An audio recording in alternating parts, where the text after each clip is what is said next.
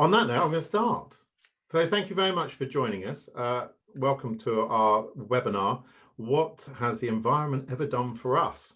It's the first of what Stantec and Kratos hope will be a regular series of webinars that we may host, live events too, at the LGA in Liverpool, and that's the local government conference for some of you, and COP26 in Glasgow, which is going to be very exciting with people all over the world talking about the environment, climate change and sustainability.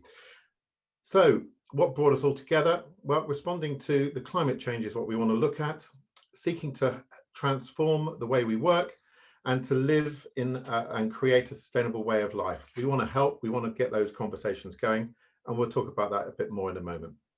Our focus initially is going to be on the built environment sector, local communities, and the local decision makers who are working to adapt and change as the world leaders seek to lead their own countries in reducing greenhouse gases and to halt, if not repair, the harm we have done to the environment. Today, the Local Government Association published research to say that 9 out of 10 local councils have declared a climate emergency. 93% have set official targets for their authorities to become carbon neutral. The barriers to achieving their goals, though, were suggested as 96% was funding, 93% need for legislation and regulation, and 88% the lack of a workforce capacity. So we'll be looking at whether they are real reasons not to do something, or they are just the obstacles that need to be put on side. 8 out of 10 local authorities have suffered climate-related incidents, 23,000 properties in England being affected by flooding during this period that they were testing. In 2021, the UK will host COP26 in Glasgow. In the run-up, it will be the change that we've all been waiting for. We won't be talking about a B word. We seriously hope we'll be talking less about a C word, but we will be talking about the E word, the environment. So after all, we have taken a little bit of the Monty Pythons, and we all know that the environment gives us life. It gives us a truly amazing experience that we live every day. But now we're going to start looking at the things that we've done to it and how we're going to resolve it. So the format of the day is going to be changing as we go through. But let me introduce you to the people that are with us. So we have Keith Mitchell, Regional UK Director. I noticed, Keith. That's regional is the whole of the United Kingdom, right? Right, yeah. Region in a North American sense, who are now our sort of parent company, of course, they see the UK as a region. So now I have to be clear. Well, it's a nice region to have, I would have thought. I'd have thought so. Vicky Slade is from Kratos and is looking after all our sustainable work. Welcome, Vicky.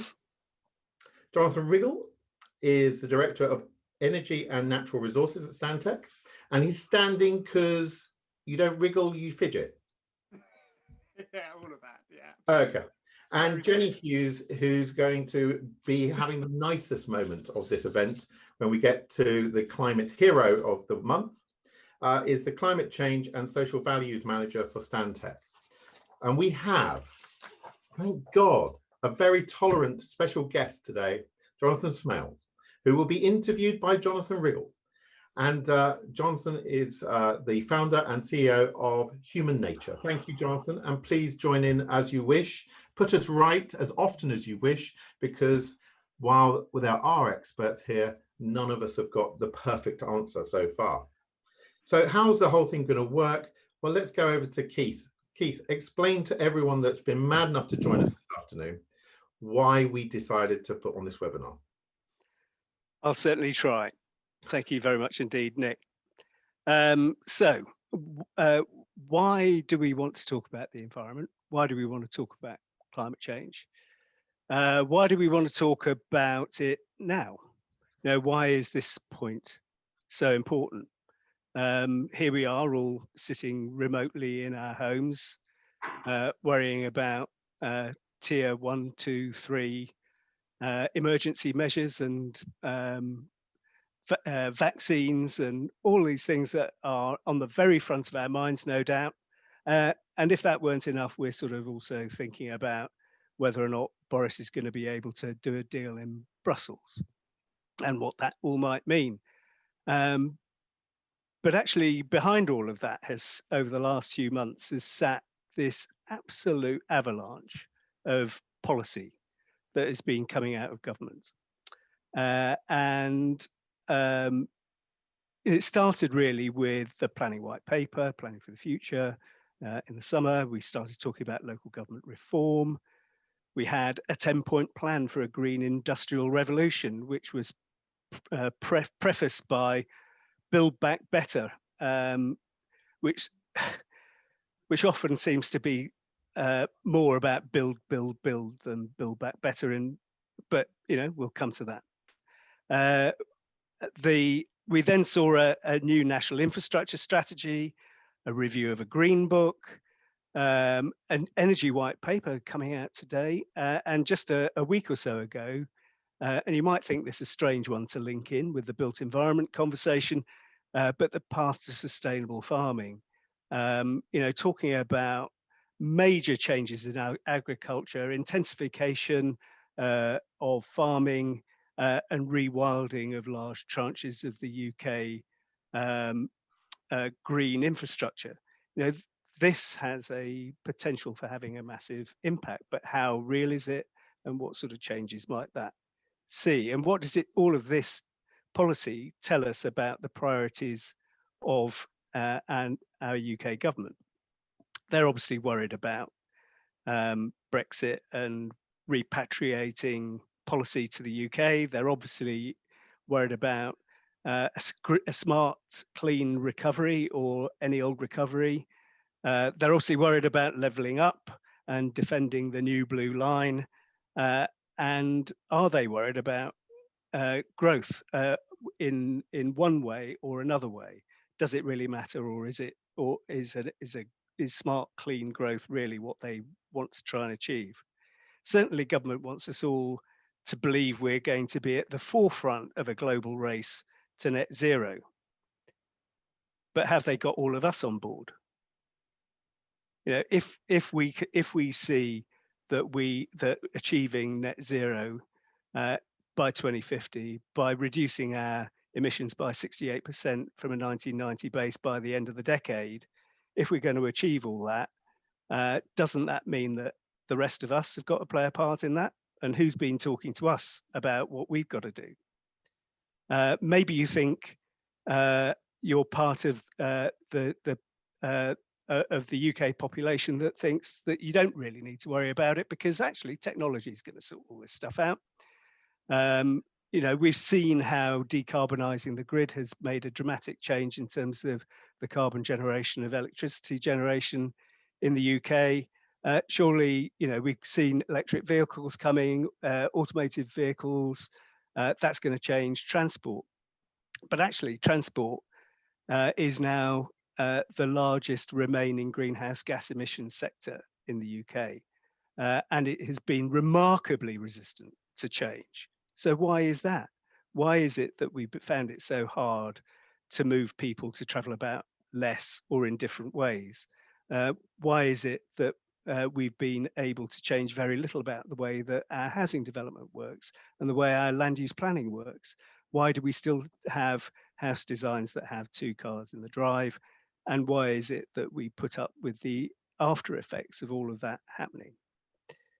Or maybe you're on the policy team. You could be one of those part of the UK population that thinks it's great. We've now got a 10-point plan.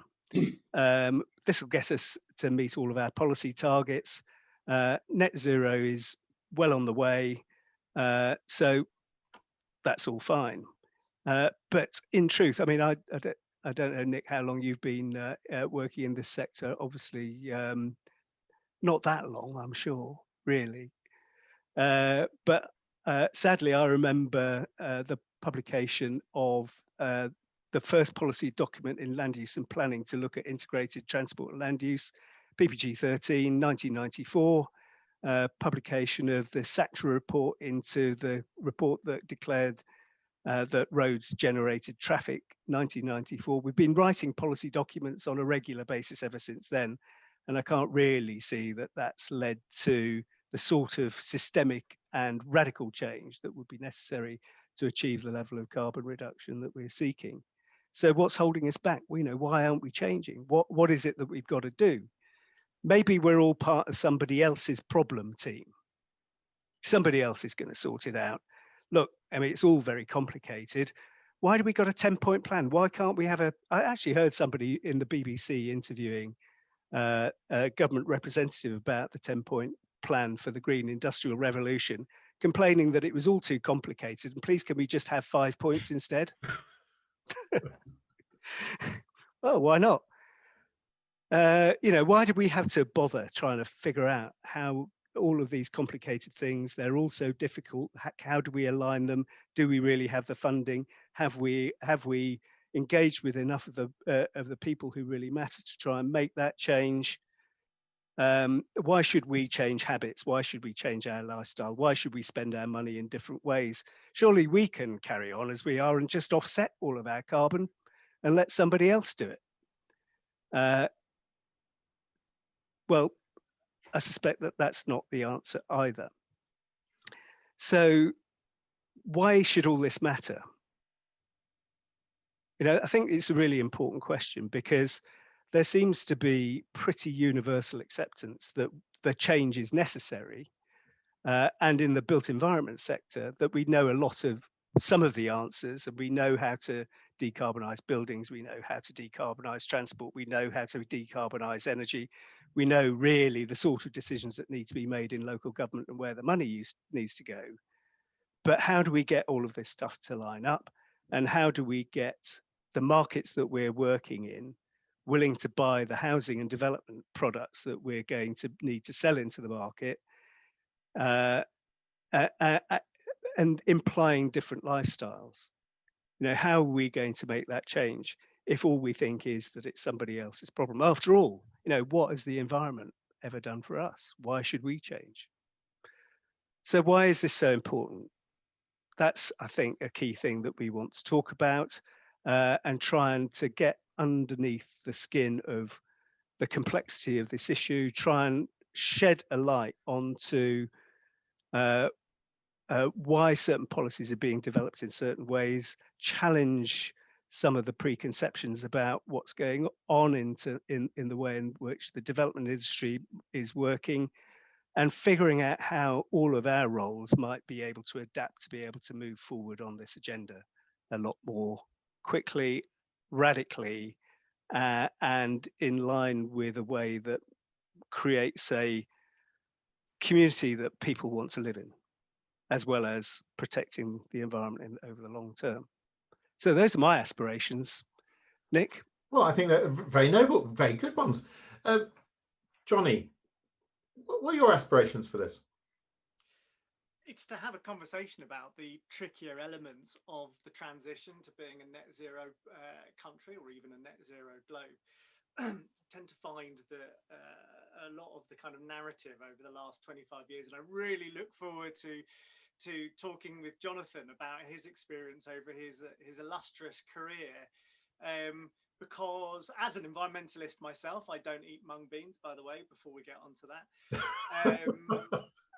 Although I did check out, I've got chia seeds in the cupboard, if that counts.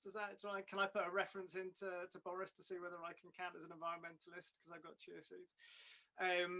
Yeah, a lot of the narrative has been wrong. It's got wrong. Some people can't hear you properly, Johnny. Oh, so... no. Okay. Yeah. Let me see if this makes a difference. Does that make a difference? Hopefully that will do. Yeah. As you fidget around, yeah. So what I'm hoping to have a narrative or conversation around those tricky conversations, and open that up and do that in a way that actually we can laugh at ourselves to a certain extent of the mess that we've got into. And as an environmentalist, really just my first of all apologies, because over the last 25 years of my career, we've got to the point where actually there's a few things that have moved on, but a lot of things haven't. So anything that I've been doing or saying as a professional in this space seems to have got stuck a little bit. And actually for myself as an environmentalist to be able to pass this on to generations coming through our own organization, but also into other people, and have that conversation is really important. And I kind of reflect a little bit on Boris's comment he made at the weekend about was it hair shirted mungo bean eating individuals, whatever the long. But really interesting, the kind of the use of that language to essentially, well, I don't think it denigrates, but like just to compartmentalize environmentalists as this kind of group of kind of people bleating out here, that recognizing that actually what they've been saying actually was fundamentally true, but for 35 years it's been true, is something that we need to get over. And actually, rather than judging people for how they appear, actually listen to what they've got to say for what they've got to say and the meaning behind it. Yeah, Johnny, I should really have included the mung bean eating team as well as the other three teams that I mentioned, because clearly there's a whole other sector of the UK population that has been seen the need to try and achieve all of these things, but being completely incapable of explaining why. I'm not sure Boris helped at all at the weekend. And Jenny, what's your aspirations for this? My aspirations, I'd say it's a bit kind of forward looking to the next year. I mean, I haven't been an environmentalist as long as Johnny has, but I've always been pretty passionate about this. And I think it's all about trying to stimulate momentum in 2021. Boris is making some pretty ambitious announcements. I'm sure Vicky's going to talk about that. It's really about, as we say, getting over things, but how do we focus and prioritize action in the next year? I'm quite interested to see how we can stimulate some conversations around that. Brilliant. Vicky, a politician, how do you feel about the announcements? And Boris swallows a thesaurus on a regular basis, but his latest speech was a bit of a... What do you want out of this, Vicky? I think I'd like people to understand that politicians, if you insist on calling me a politician, because I hate the term, because I think most of us who work in the world of politics don't consider ourselves to be politicians. We just consider ourselves to be sort of community leaders and change makers. And actually there's a great opportunity for us to lead our communities. And I know that Jonathan has some comments about whether actually we get in the way of actually making things happen. But I think what I'd like to do is help people to understand that we've got a group of people who want to make a change, a group of people who can help make the change.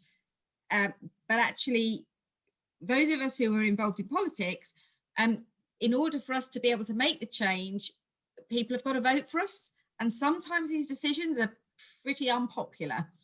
You've only got to look at what's just happened on Kensington High Street last week with that incredible cycle lane, which Jeremy Vine was keeping up to date with every day, and all these amazing people using it. And then they pulled it out because of a few people in their BMWs wanted to park in it. So that's a prime example of where something that was a real opportunity for good was just sort of squashed on because people were too frightened about the fact that we've got the London elections coming up in May, and if they don't get re-elected, they can achieve nothing. So it's trying to help everyone understand how that jigsaw fits together, really. And I just hope we can all start thinking a bit more about the next generation, because certainly I'm getting my ear chewed by my teenage cohabitants. But I think that a great aspiration too. That what I was interesting at the weekend, I was thinking about my aspiration. I feel I'm a bit late to the party, and it's not really my world that Johnny has been inhabiting for the last 20 years. And I desperately feel I need to understand it so I can contribute, because my 13-year-old is going, "Duh, Dad," and and also the sense I've contributed to this problem that we're in, and I don't know how to get out of it, apart from going and setting fire to, no, not setting fire, scrapping my car that sits outside rather rapidly. But Keith, the focus and everything else, there are lots of things going on at the moment, aren't there? There's a huge amount. And I think that's in part the difficulty. If what we were able to do through this is to try and shine a light on some of the more important parts and the roles that we can all play in changing the way in which we approach design in the built environment, I think that would be a major step forward.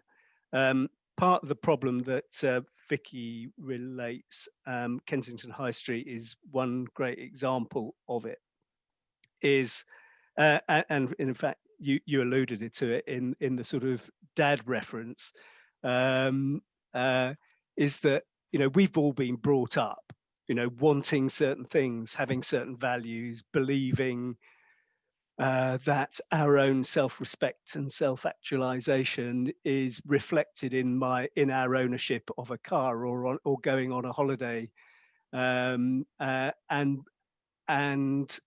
our children are growing up with different values and different thoughts about how their self-respect is judged against others, and at the heart of the carbon transition agenda is this idea that we're actually going to have to consume less, and we're going to have to be more modest in our aspirations, and we're going to have to gain our pleasure in different ways.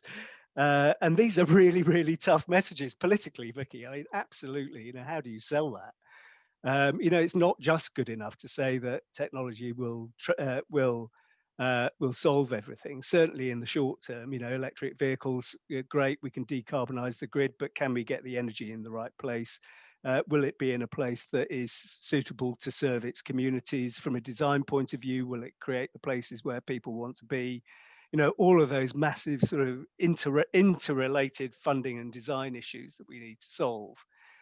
And even then, once you've done it, you're still using a huge amount of energy and raw materials to create the vehicles and the batteries that need to be manufactured, recharged and replaced, which is all about consuming additional, more natural resources, which has its consequential impacts.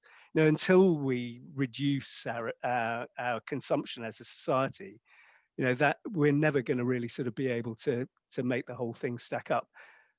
And our younger generations get this, and so how do we quickly get a better understanding and the importance of what our young people are thinking about into today's political decision making? Big challenge. Jonathan, would you like to join in on this, because you've been very patiently listening to us? Yeah, I think I'm a little bit older than everyone else on this call, and I certainly feel older.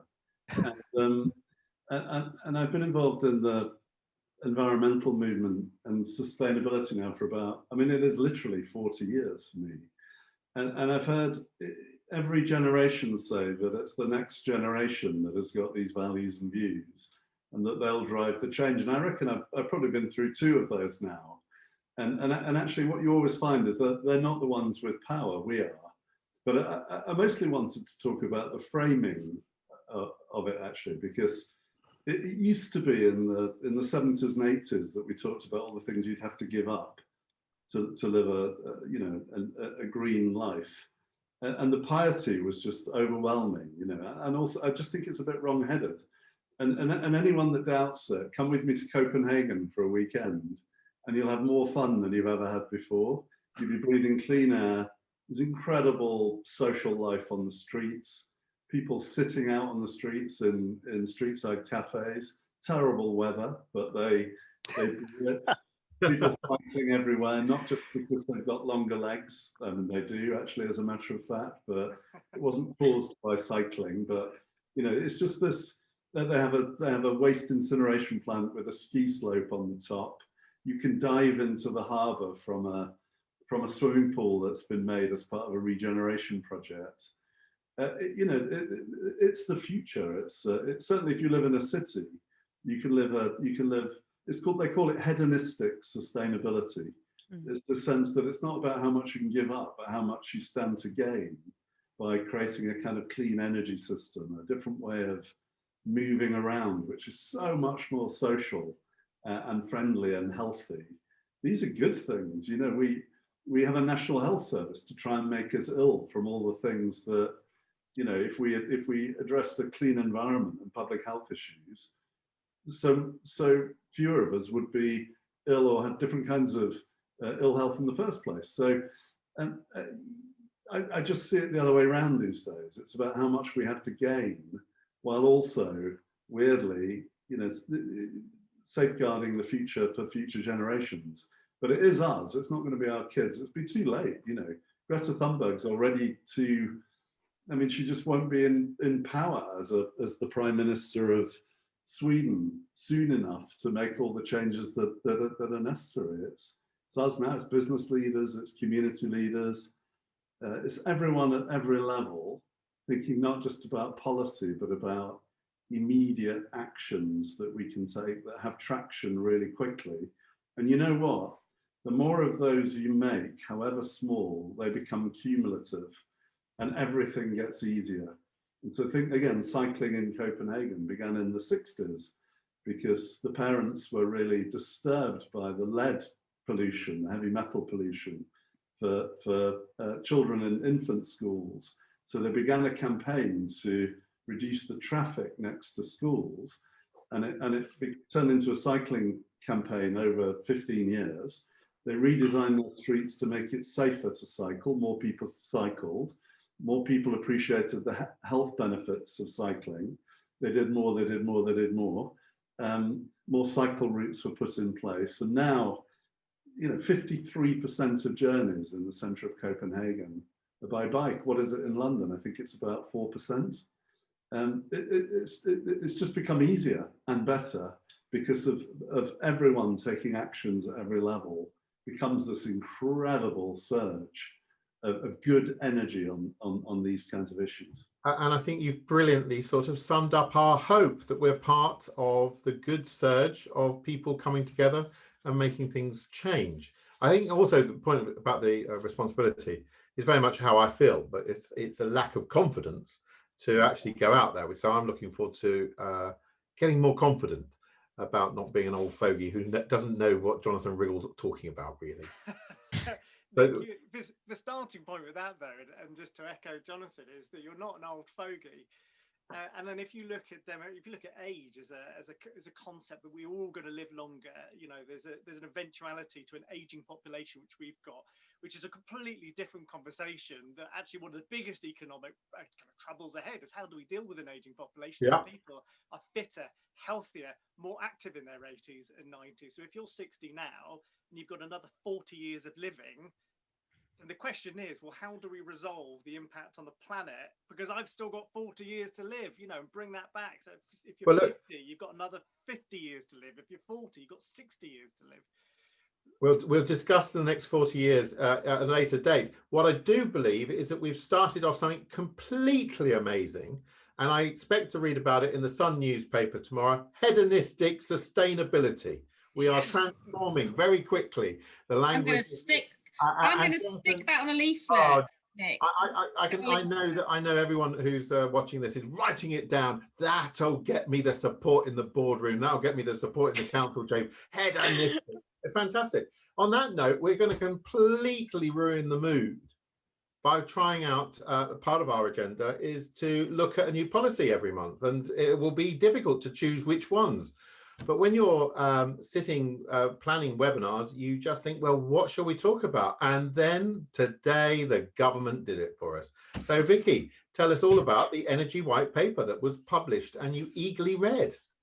Well, that's what's quite interesting is that I'm still trying to decide whether or not the energy white paper is the policy paper of the month, because until today, the intention was to talk about something different, and actually having tried to read as much as I can of the 170 pages, what has become fairly obvious to me is that the energy white paper doesn't have a heck of a lot of new substance. If I'm honest, just a bit of a hint for those of you that haven't yet had a chance to read it.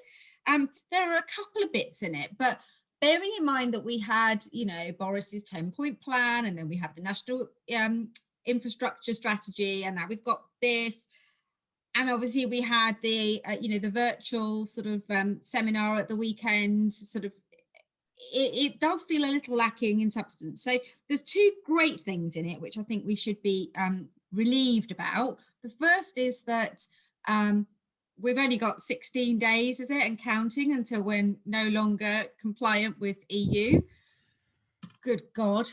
But thankfully today they have announced that we have our very own UK emissions trading scheme to take us over from the EU one that we're currently part of. So that's a bit of a relief, I think, more than anything else, that they've got that in place.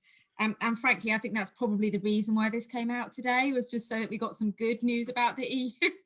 And the other thing is the clarification, which again, if you read the thing last month, it was already there, that the Green Homes Grant is being continued for another year, which again is pretty good because they haven't spent the money from this year because no one's had a chance to take it up, partly because no one wants to let anyone in their house, and partly because it's so flipping complicated. And I actually went on myself today to the website to try and see what I could qualify for, and I was rather disappointed. You know, I already have a combi boiler, and I've already got insulation, and I've even got solar panels. So my only option was an air source heat pump, which looks like it might set me back about 10 grand, which I haven't got. And then when my gas man came today, because my boiler was broken, he told me that if you go below 0 degrees outside, they actually don't make the inside much warmer than 20. And that means I'll have to light my fire, which sort of defeats the object. So perhaps I'll pause on that for a bit longer. But so yeah, it's an interesting paper. It's really, you know, really good to read about what the plan is, but it just feels like it's a repetition of the 10-point plan that we've had. So I'm going to go back to what I was originally going to talk about very briefly, in to say that it wouldn't be a Boris statement if it didn't have world leading in it, would it? So, you know, he announces last week that the government of the UK has set a world leading target of a 68% reduction in carbon emissions. It was supposed to have been 57, and the Climate Change Committee said that it should be 80. So he's come up with 67, which is interesting. And he's launched it before the weekend and challenged every other country to be as wonderful and fabulous as we are. And I've gone through and I can't see that anyone's took him up on the challenge, which is slightly concerning, but maybe it's a little early.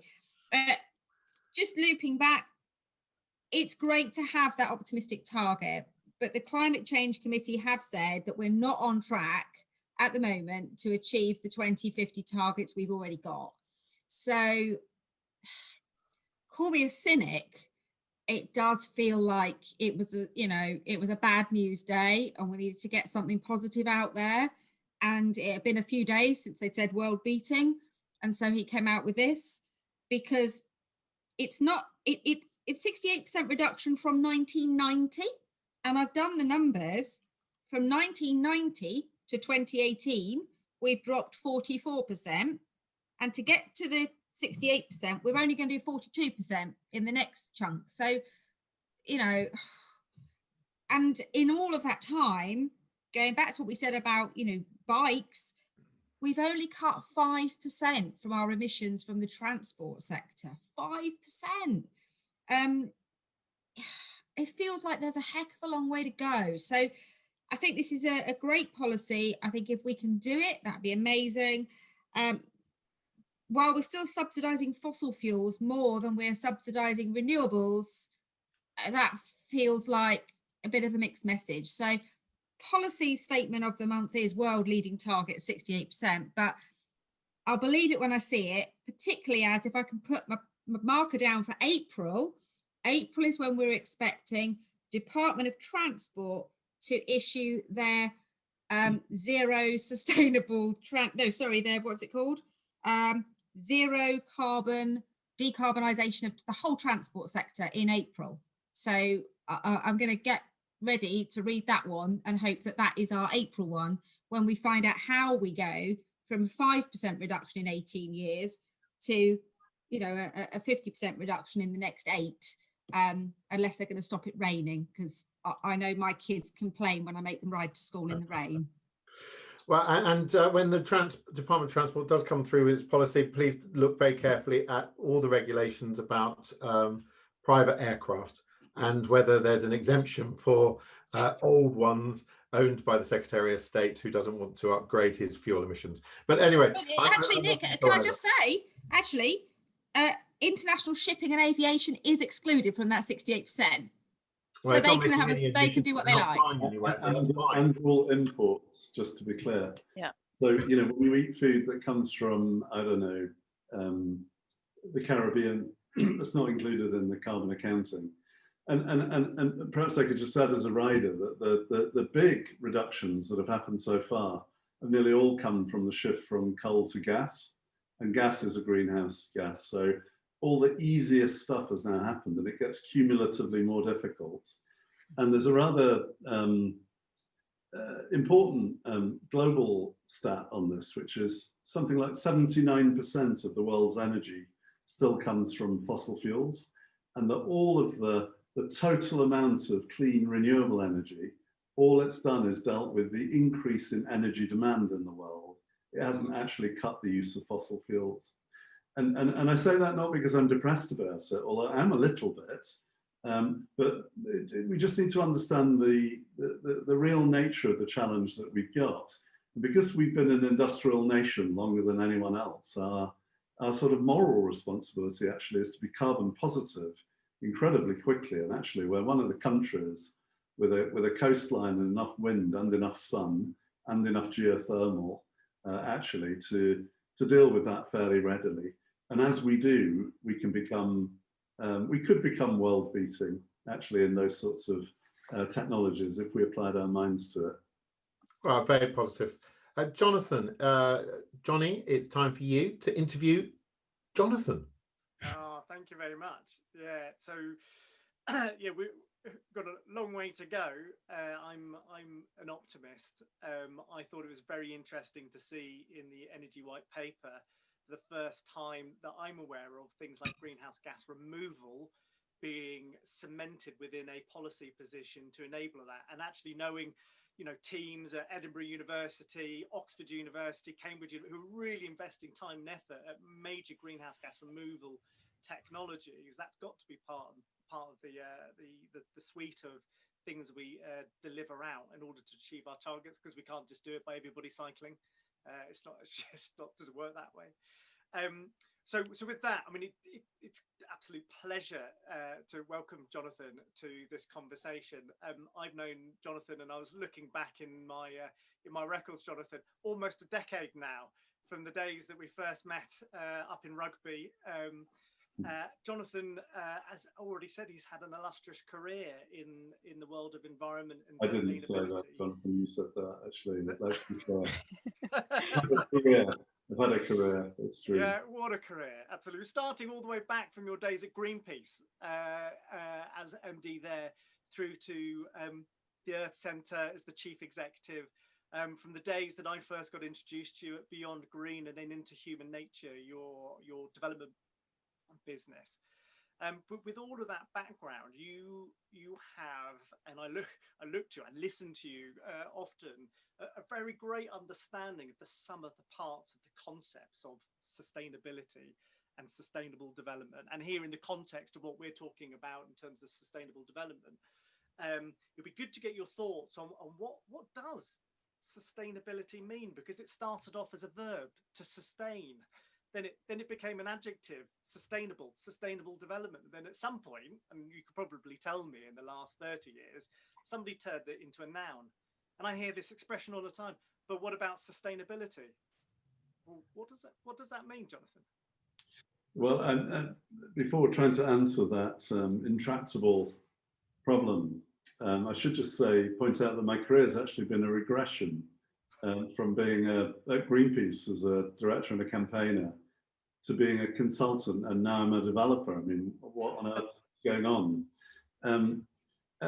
Sustainability, look, the concept was first coined in the mid-80s and made famous by the World Commission, the Brundtland Commission. And it really meant, Crispin Tikal always used to say in shorthand, that it means living on the planet as if you intended to stay. You wouldn't destroy the very thing that supports life on Earth. So what is it that we need to do to sustain the biosphere, which is the only way that we can live on this planet? Whatever Elon Musk might say, or Jeff Bezos, we're not going to have meaningful life on another planet. at all, I would say. And therefore, you know, how do we look after the living mantle, the climate, fresh water, the forests, the grasslands, the rich ecology that, who knows what diseases are out there. We've got this extraordinary brush with existentialism with COVID.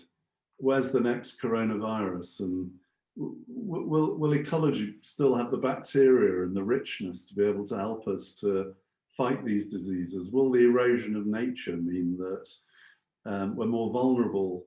And goodness knows how vulnerable have we felt with COVID. It reminds us just how fragile, in a sense, human life is on Earth.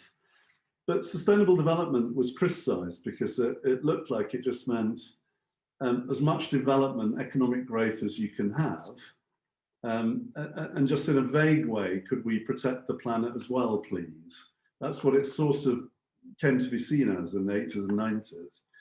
Then in the 90s, business got a hold of it. You had the World Business Council for Sustainable Development. You had the Earth Summit in 1992, 60 jets a day flying into Rio, bringing delegates. It was the biggest ever gathering of world political leaders.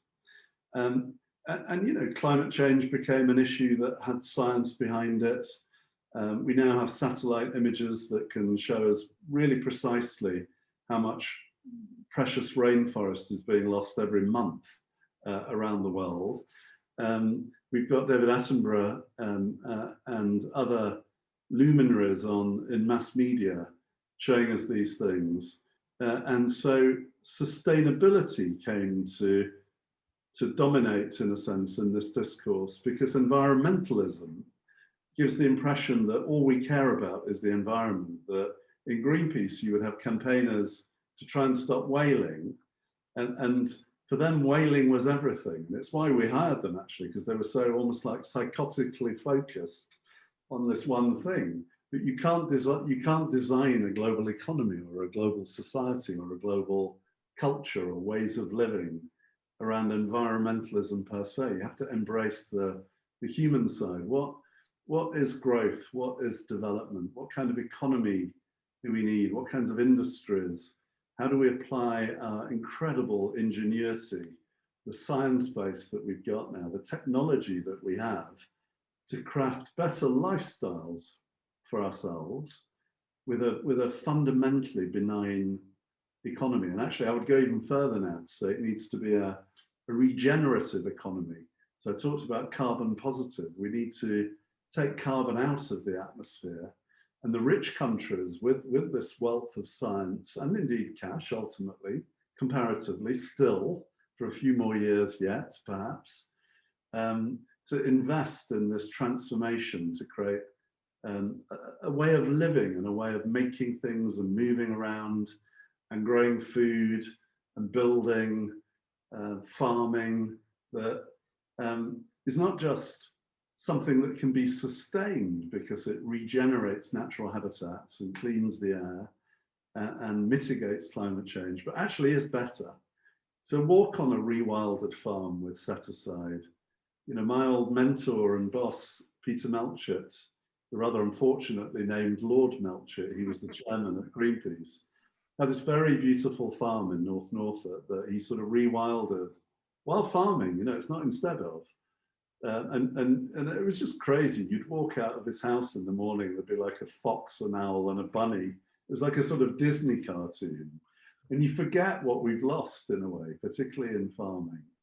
And when good farming practices are brought back, and we use technology for farming, you know, we use intensity with greenhouses and capturing heat in different ways. And we've never been more fortunate in terms of the things that we can achieve really quickly. So sustainability is all good stuff, frankly. It's all, let's get serious. Let's get our scientists and engineers on board. They're the people that make the world go round. And let's just set the course for this, a change in our economic systems across the piece in 20 years, which will lead to hedonistic sustainability. Our diets will be a bit different. We'll move around a bit differently. But it's going to be great. Yeah. so in that, and let's take a little look backwards then, because this came out the other day or a few weeks ago. My father turned up this package, and in that package was my old school reports, which I looked through, and I now openly give an apology to my mother and father for what happened in the early 90s, having read my school reports. We move on though. You're 40 years in this career, so you come across with a very kind of headmaster authoritativeness of that experience. So thinking about the concept of sustainable development then, and you were to write your end of year report for society, bankers, and government, what would that end of school report look like for those three children? Oh man, well look, for this year it's been a particularly challenging year, hasn't it? And I think we all thought that's exactly what my school report said. Yeah. You know, I think we all thought that there would be this reset thing that occurred with coronavirus, and actually more of us are driving now than pre-COVID, and it's been incredibly challenging. So this kind of strange existential threat. But notwithstanding, given that we've demonstrated that we can find money if we need to, goodness knows how it's going to be paid back. We can come back to that if you like, but and we can sort of marshal community goodwill and cohesion, and we can decide that there are these things called priorities, and that government can take action.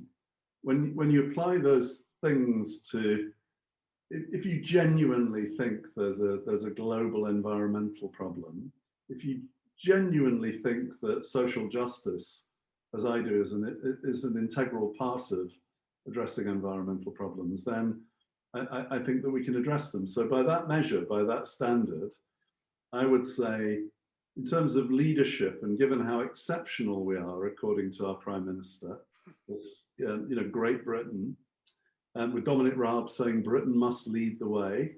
Well, I'm not sure we were saying that before we were going to host COP26 in Glasgow, but I mean, good that we are, because it's causing us to make all kinds of commitments and pledges that didn't exist before. If that's what it takes, bring it on. But I would say about 6 out of 10. You know, it's like it's good that they're saying it. We have to hold them to account on it. It's good that they're saying 6 out of 10 on energy. I mean, shocking, really. I would say 4 out of 10. The partial energy efficiency in homes piece, you know, this whole inability to understand behavioral psychology, and the fact that you don't want strangers going in your attic, as it were, and just the sheer cost of it and the transition. I think that for me, I will say it, and it's not popular with engineers, but nuclear is a bottomless pit of money. We put astonishing sums, and offshore wind is already significantly cheaper 3 years after it was last measured formally as a matter of policy. Solar is coming down in price the whole time. It's come down at least tenfold in the last 15 years, and will continue to come down because of, you know, critical mass and demand. So on energy, 4 out of 10. Built environment, 0. Built environment is the single worst aspect of every government policy of the last 20 years in regards to sustainability. We just don't get our head around it. It's a sort of free pass to volume house builders to build wherever they want, creating whatever they want. Better buildings beautiful is a joke in relation to volume house builders. Every new major settlement is car dependent, has no local economy. The only time we ever get, I'm a developer, the only time we ever get knocked back is because we don't have enough car parking. I mean, really, literally. They never ask us about climate change. Zero carbon buildings are the easiest low-hanging fruit of all time, and we don't even do that, albeit we're promised a policy on it by the end of the year. We need positive total carbon footprints across the entire piece. And town and country planning is incredibly important. It's no surprise that we're an obese population, because, you know, you can't walk anywhere in new settlements, in suburban settlements. You've got to walk 3 miles to the corner shop. or to the local school. But so of course you don't. You get in the car. People get in the car. You can't play on the streets anymore. So zero on built environment. So how does then the finance side of that? How does intelligent finance come to those? Because all of these aspects about zero carbon homes and walkable neighborhoods and cars, and when it comes back to development, you always get this viability card thrown in, which essentially comes down to how do you repackage the finance to make that all work? Yeah, the viability thing is like, well, they're all big questions. I mean, the viability thing in development is just is a joke, because it's like, I want to do what I've always done, and now you want me to put some green stuff on top. That's an additional marginal expense. Well, no, if you reframe it from the very beginning and do the whole thing slightly differently, everything just turned up a bit. You don't, it's not radical, actually, it's not that difficult. Then the costs come right down and the values can increase.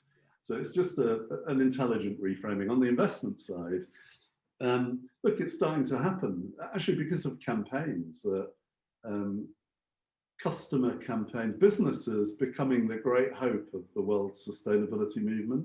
I would say, weirdly, even more than campaigning organizations now. If I thought I'd say that 35 years ago in Greenpeace, you know, our job then was to try to drag them through the gutter, you know, destroy corporate brands.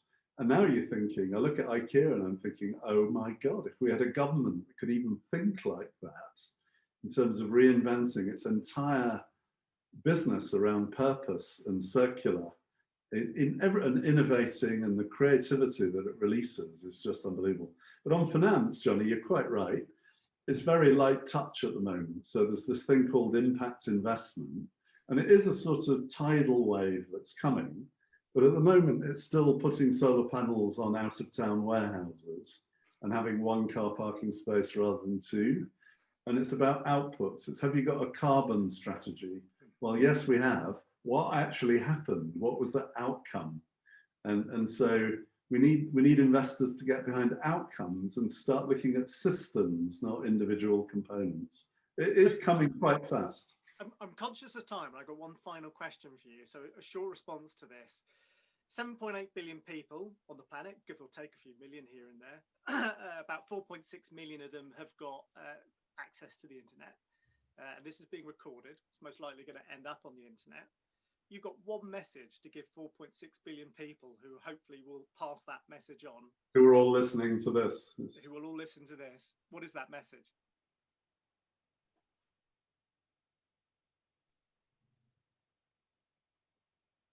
There's a fantastic upside to dealing with these issues now. Once we get on board with it and address this stuff seriously, we can regenerate our democracy as well as our environment and really use it to create better lives, and actually much faster than we can imagine.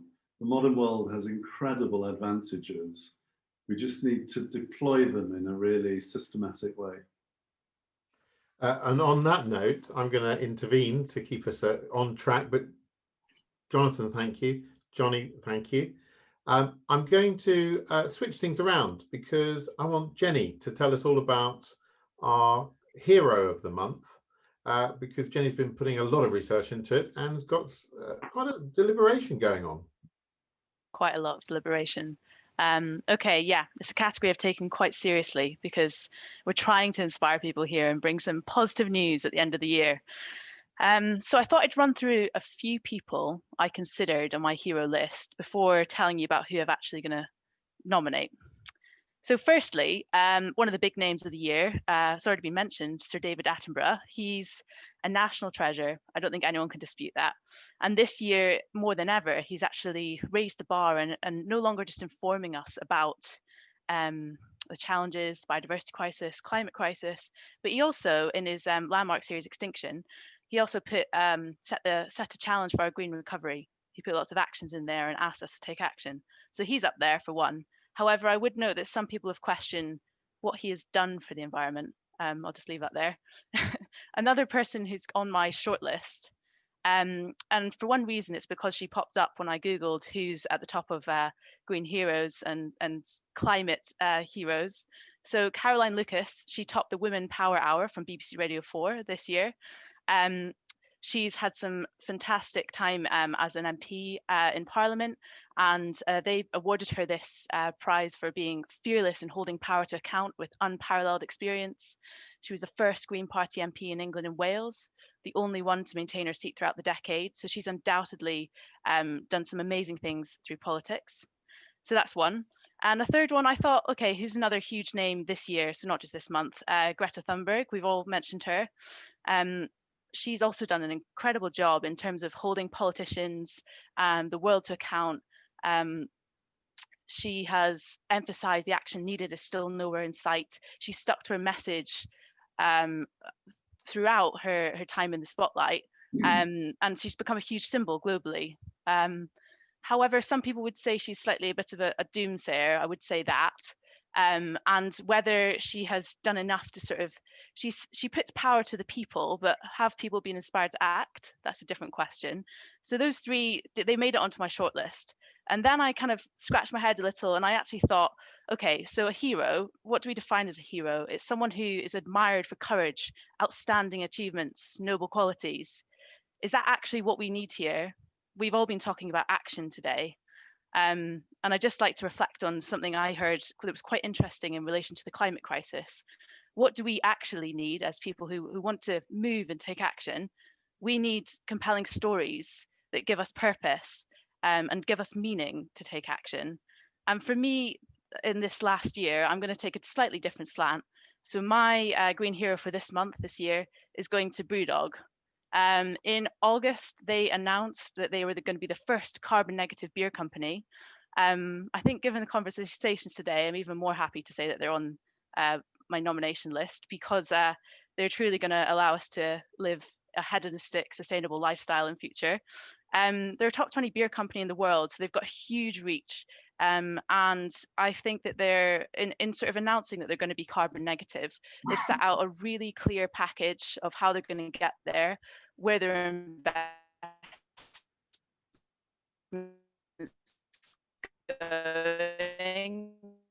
It includes buying huge areas of... I think that's Jenny. I think you're suffering from that terrible moment of broadband reach. But Jonathan, I'm just going to, while Jenny's not quite with us, but she is. We're going to launch next month, and we do this again, the Hypocrite of the Month. Indeed. Yeah. And what's that all about, Jonathan? Because that's a bit mean, isn't it?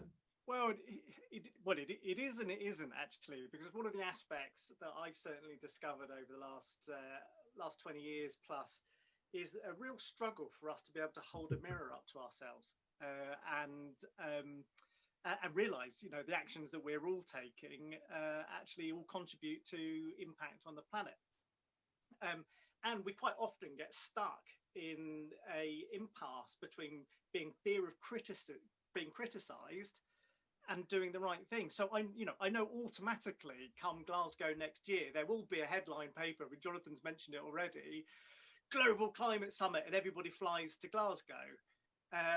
And there'll be cries of hypocrisy and how can you have a climate summit with everybody? These things happen. But actually to have these conversations, to have them open and actually move on from them, and actually to have these conversations before they get to court is probably more effectual and more functional than leaving the hypocrisy to be challenged in a court case somewhere. So hypocrisy is everywhere, and to all extent we're all a little bit hypocritical, some more than others.